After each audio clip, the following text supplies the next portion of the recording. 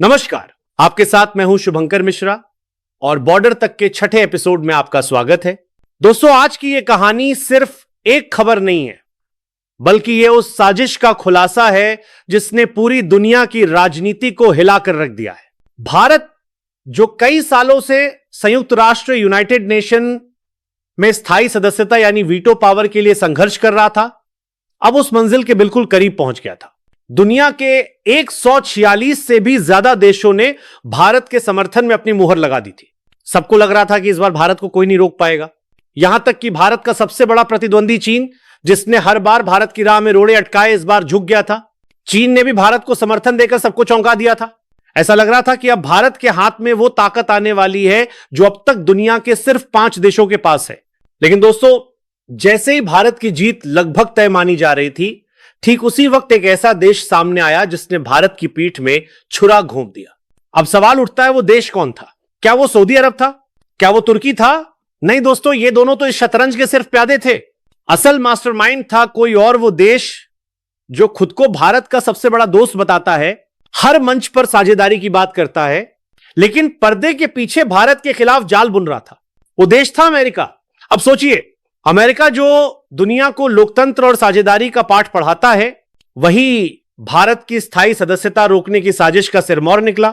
दरअसल हुआ यह कि जब यूएन की बंद कमरे वाली बैठक में 5 स्थायी देश अमेरिका, रूस, चीन, फ्रांस और ब्रिटेन भारत की सदस्यता पर फैसला लेने बैठे, तभी अमेरिका ने चुपचाप अपना वीटो लगाने का ऐलान कर दिया। अमेरिकी प्रतिनिधियों ने साफ कहा कि वे भारत के प्रस्ताव को स्वीकार नहीं करेंगे, और यहीं से सब कुछ बदल गया। जैसे ही यह खबर बाहर आई, पूरी दुनिया हक्का बक्का रह गई। जो अमेरिका कुछ महीने पहले भारत को समर्थन देने की बात कर रहा था, वही अब भारत की राह में सबसे बड़ा रोड़ा बन गया था। यह वही अमेरिका था जिसके राष्ट्रपति डोनाल्ड ट्रंप ने दिल्ली आकर कहा था, भारत और अमेरिका नेचुरल पार्टनर हैं। लेकिन सच्चाई यह थी कि उस मुस्कुराते चेहरे के पीछे एक साजिश पल रही थी जो आज सामने आ चुकी थी। अब कहानी यही खत्म नहीं होती, क्योंकि इस खेल का प्लान बहुत पहले से तैयार किया जा चुका था। 3 महीने पहले कतर के दोहा शहर में मुस्लिम देशों की एक गुप्त बैठक हुई थी, सऊदी अरब, तुर्की और पाकिस्तान के बीच। ऊपर से यह बैठक आर्थिक सहयोग के नाम पर थी, लेकिन हकीकत में वहां पर भारत को रोकने की रणनीति बनाई जा रही थी, और यह पूरी मीटिंग अमेरिका के इशारों पर हो रही थी।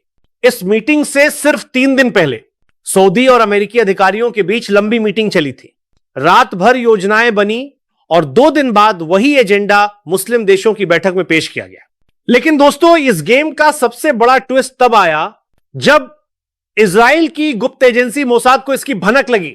इजराइल, जो भारत का सबसे करीबी सहयोगी है, उसने तुरंत इस साजिश का ब्लूप्रिंट भारत तक पहुंचाया। जब यह रिपोर्ट भारत के विदेश मंत्रालय तक पहुंची, तब जाकर सच सामने आया कि जो चाल तुर्की, सऊदी या पाकिस्तान के नाम पर चली जा रही थी, उसके धागे सीधे वॉशिंगटन डीसी से जुड़े थे। भारत ने तुरंत इस पर कार्रवाई शुरू की। विदेश मंत्री एस जयशंकर ने जैसे ही यह खबर सुनी, उन्होंने अपनी रणनीति पूरी तरह बदल दी। अगले 24 घंटे में उन्होंने 12 से ज्यादा देशों के विदेश मंत्रियों से मुलाकात की और उन्हें बताया कि यह मुद्दा सिर्फ भारत का नहीं, बल्कि पूरी ग्लोबल साउथ की आवाज का है। जयशंकर ने कहा, अगर भारत को वीटो पावर नहीं दी गई तो दुनिया के 70% आबादी का प्रतिनिधित्व हमेशा 5 पुराने देशों के हाथों में बंधक रहेगा। इस बीच अमेरिका ने अपनी चाल और तेज कर दी। उसने अपने पुराने यूरोपीय सहयोगियों ब्रिटेन, फ्रांस, इटली और जर्मनी के जरिए यह अफवाह फैलानी शुरू की कि सुरक्षा परिषद का विस्तार एक जटिल प्रक्रिया है जिसे लागू करना नामुमकिन है। लेकिन दोस्तों, भारत अब पहले वाला भारत नहीं था। जयशंकर ने प्रेस कॉन्फ्रेंस में तीखे शब्दों में कहा, जब 1945 में दुनिया युद्ध की तबाही से जूझ रही थी, तब यूएन बनाया जा सकता था, तो आज क्यों नहीं बदला जा सकता? उनका यह बयान पूरी दुनिया में गूंज उठा। मीडिया ने इसे headline the, India challenges the system, और अमेरिका की चाल बेनकाब हो गई। पर कहानी यहीं खत्म नहीं होती। असल जंग अब यूनाइटेड नेशन के भीतर शुरू हुई, जहां 193 देशों में से 146 देशों ने कहा कि वे अमेरिका के वीटो का विरोध करेंगे। यह इतिहास में पहली बार हुआ था। अब अमेरिका को अकेले पड़ने का डर सताने लगा, क्योंकि चीन, रूस, फ्रांस और ब्रिटेन, चारों देशों ने भारत के समर्थन में दस्तावेज पर हस्ताक्षर कर दिए थे। अब अगर सिर्फ अमेरिका ही विरोध करता तो वो दुनिया के सामने अकेला रह जाता, और इसी डर ने वॉशिंगटन को बेचैन कर दिया। अब सवाल है, अमेरिका क्यों नहीं चाहता कि भारत स्थायी सदस्य बने? जवाब सीधा है, अगर भारत को वीटो पावर मिलती है तो दुनिया में दो लोकतांत्रिक ध्रुव बन जाएंगे, एक अमेरिका और दूसरा भारत। और अमेरिका यह कभी स्वीकार नहीं कर सकता कि कोई और देश उसकी बराबरी पर खड़ा हो। यही कारण था कि अमेरिका ने पर्दे के पीछे यूनाइट फॉर कॉन्सेंसस ग्रुप को एक्टिव कर दिया, वही समूह जिसमें तुर्की, पाकिस्तान, इटली और अर्जेंटीना जैसे देश शामिल हैं, जो हमेशा भारत की राह में कांटे बोते आए हैं। अमेरिका ने इन्हें पैसा, हथियार और राजनीतिक समर्थन देकर भारत के खिलाफ मोर्चा खुलवाया।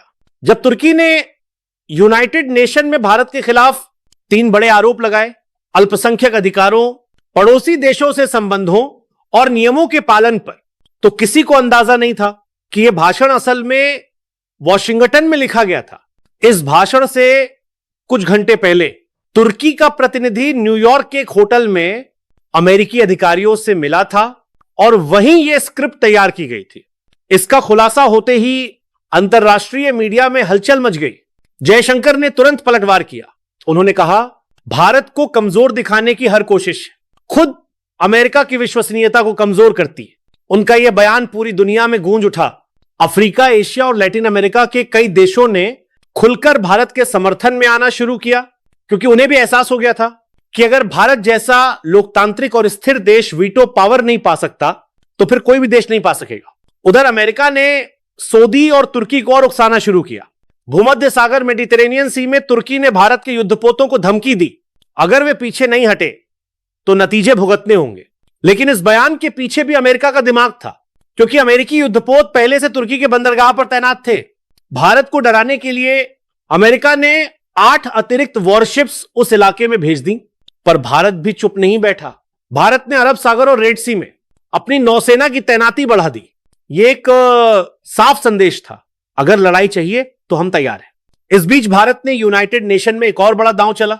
भारत ने सऊदी और तुर्की के परमाणु हथियार प्रोग्राम की गुप्त रिपोर्ट सार्वजनिक कर दी। भारत ने खुलासा किया कि दोनों देश यूरेनियम 235 का गुप्त संवर्धन कर रहे हैं, जो अंतर्राष्ट्रीय कानून का उल्लंघन है।